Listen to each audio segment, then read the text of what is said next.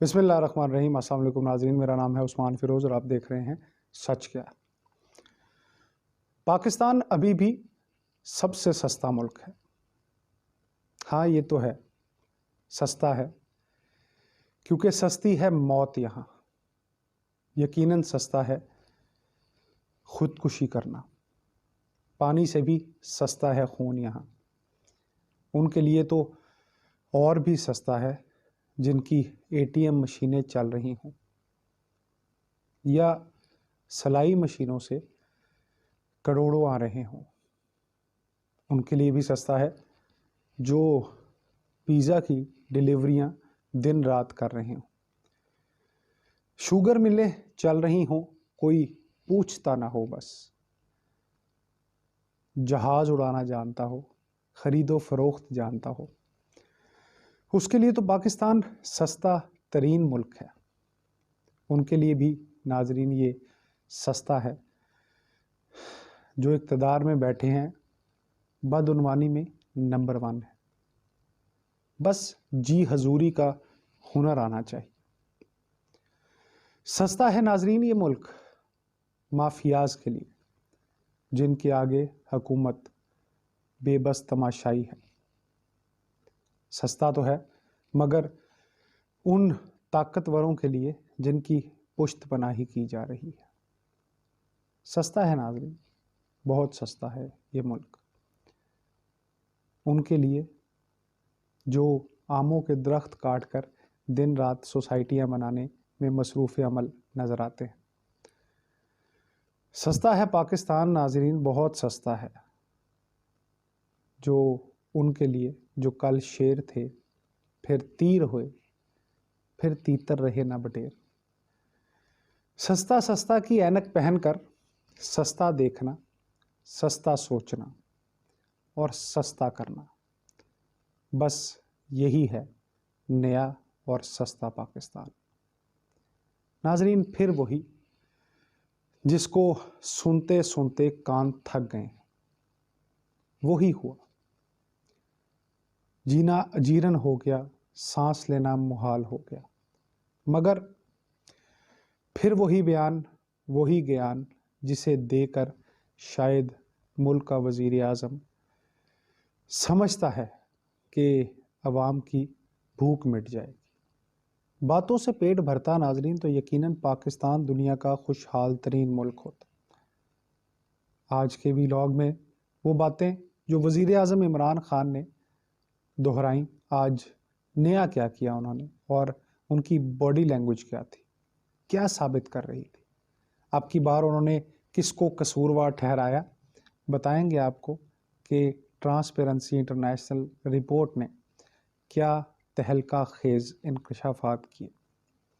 تو ناظرین اسلامی جمہوریہ پاکستان جہاں اب حالات یہ ہیں کہ بجلی 4.5 روپے بڑھی ہے، اومیکرون کا کیس آ چکا ہے، ڈینگی کے وار جاری ہیں، گیس کی قیمت کئی گنا بڑھنے کے بعد بھی نایاب ہے، فیکٹریوں کو تالے لگ گئے ہیں، ڈالر ہے جو رکنے کا نام ہی نہیں لے رہا، پیٹرول ہے تو اس کی قیمت ریکارڈ اضافے کے ساتھ آپ کے سامنے ہے، اور تو اور جو 2 روپے کی روٹی پروگرام پر تنقید کرتے تھے، ان کے صاف شفاف دور میں روٹی 12 روپے کی اور نان 18 روپے کا ہو چکا ہے۔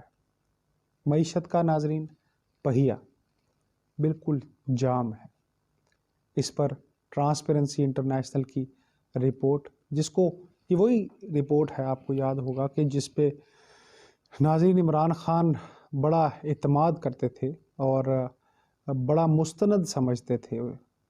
اب وہ رپورٹ کیا کہتی ہے؟ وہ یہ رپورٹ یہ کہتی ہے کہ پاکستان میں بدعنوان اداروں میں پولیس سر فہرست ہے، عدلیہ دوسرے، ٹینڈرز اور کنٹریکٹنگ، یہ جو کانٹریکٹس لیتے ہیں اس کے سیکٹر جو ہے وہ 3 نمبر پر ہے۔ یہاں یہ بات قابل ذکر ہے کہ محترم جناب عمران خان صاحب فرماتے تھے کہ انصاف اور قانون ان کی اولین ترجیحات میں سے ایک ہے۔ خیر ان کا تو یو ٹرن لینا اور بات کرنا اب آپ سبھی جانتے ہیں۔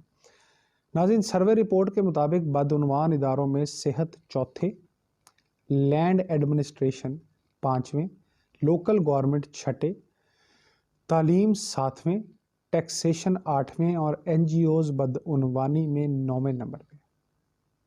तो बचा क्या?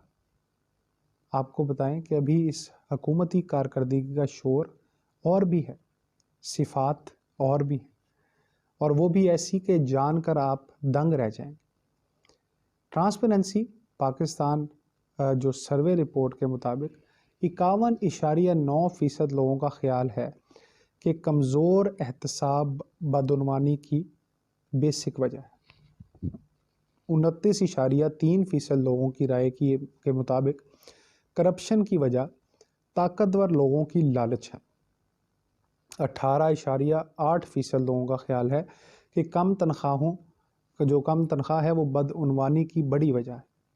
रिपोर्ट में 85.6% शहरियों ने वफाकी हुकूमत को खुद एहतसाबी का जो अमल उन्होंने कहा है उसको गैर तसल्ली बख्श करार दिया है।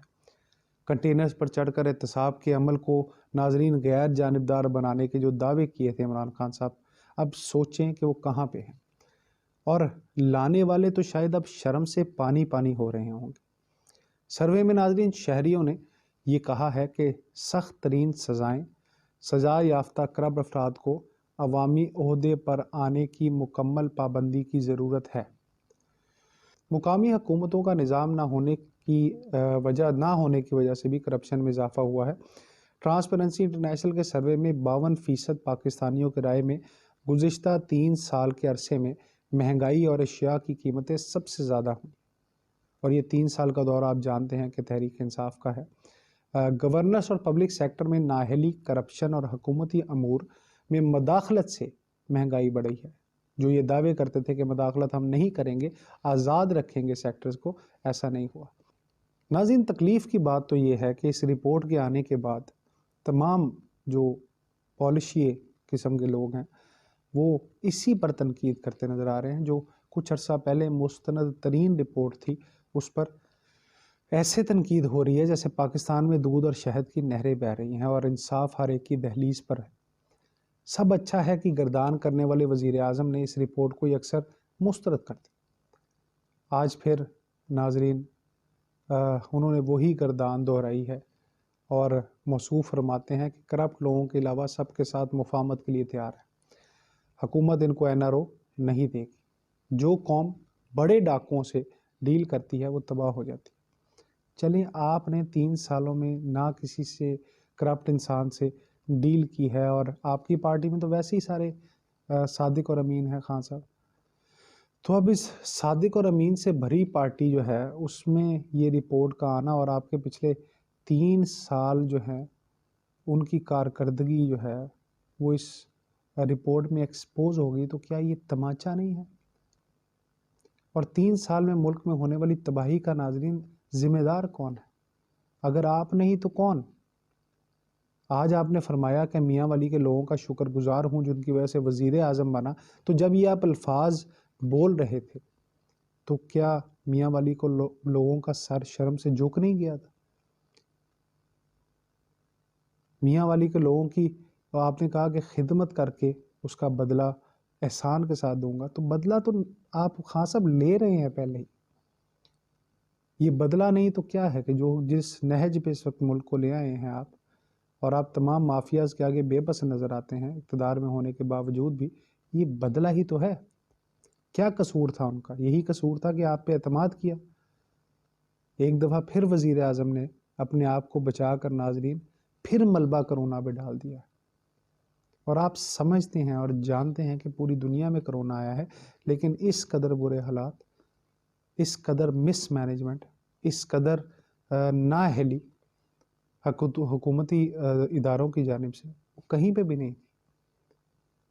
तो नाजरीन, जब तक हम अपने हुक्मरानों का एहतसाब नहीं करते, इनको कटहरे में नहीं लाते, ऐसे ही बयान आते रहेंगे, लोग मरते रहेंगे और निज़ाम मफलूज रहेगा। कुछ तो करना होगा इससे पहले कि बहुत देर हो जाए। सोचिए, समझिए, क्योंकि पाकिस्तान आपसे